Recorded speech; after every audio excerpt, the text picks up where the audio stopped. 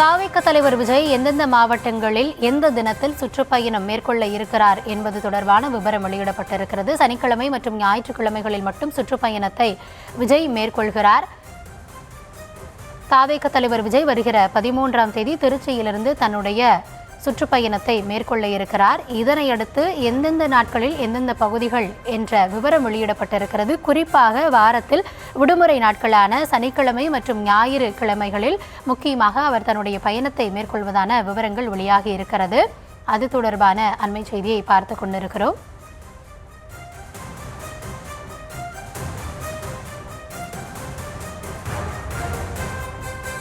வருகிற 13ஆம் தேதி தொடங்கி டிசம்பர் 20ஆம் தேதி வரை அவர் தன்னுடைய சுற்றுப்பயணத்தை மேற்கொள்ள இருக்கிறார்.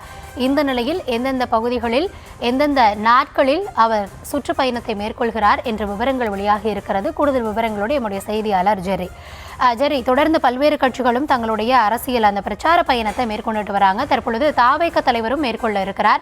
குறிப்பாக சனி மற்றும் ஞாயிற்றுக்கிழமைகளில் திட்டம் குறிப்பாக மேற்கொள்ளப்பட்டிருக்கிறது.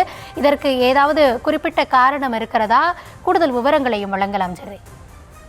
வணக்கம். தமிழக வெற்றி கழக தலைவர் விஜய் சுற்றுப்பயணம் மேற்கொள்ள இருக்கிறார்.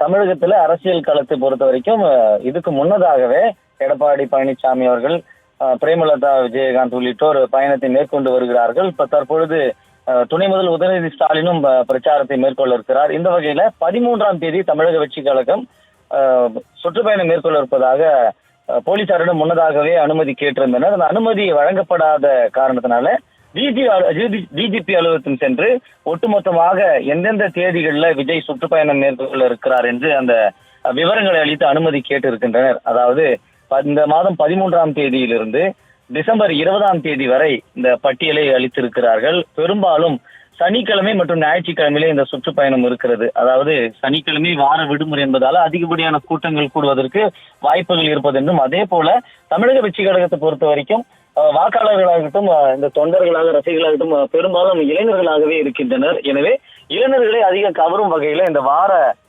இறுதியிலே இந்த சுற்றுப்பயணத்தை விஜய் மேற்கொள்ள இருக்கிறார். அந்த வகையில 13ஆம் தேதி திருச்சி, பெரம்பலூர், அரியலூர் என 3 மாவட்டங்கள்ல ஒரே நாளில் சுற்றுப்பயணம் மேற்கொள்ள இருக்கிறார். 20ஆம் தேதி நாகப்பட்டினம், திருவாரூர், மயிலாடுதுறையிலும் சுற்றுப்பயணம் மேற்கொள்ள இருக்கிறார். அதே போல 27ஆம் தேதி திருவள்ளூர், வடசென்னை உள்ளிட்ட பகுதிகளில் சுற்றுப்பயணம் மேற்கொள்கிறார். நவம்பர் மாதம் 4ஆம் தேதி, 5ஆம் தேதி சனி ஞாயிற்றுக்கிழமைகள்ல கோயம்புத்தூர், நீலகிரி, திருப்பூர், ஈரோடு ஆகிய மாவட்டங்கள்ல சுற்றுப்பயணம் மேற்கொள்கிறார். இவ்வாறாக தொடர்ச்சியாக சனிக்கிழமை மட்டுமே இந்த சுற்றுப்பயணம் இருக்கிறது. டிசம்பர் 20ஆம் தேதி கடைசியாக திண்டுக்கல், தேனி, மதுரை ஆகிய மாவட்டங்கள்ல ஒரே நாளில் இந்த சுற்றுப்பயணத்தை நிறைவு செய்கிறார். எனவே டிஜிபி அலுவலகத்தில் சந்தித்து இந்த முழு பட்டியலையும் அளித்து அனுமதி கோரி இந்த கடிதத்தை கழகத்தினுடைய பொதுச் செயலாளர் புசி ஆனந்த் அளித்திருக்கிறார்.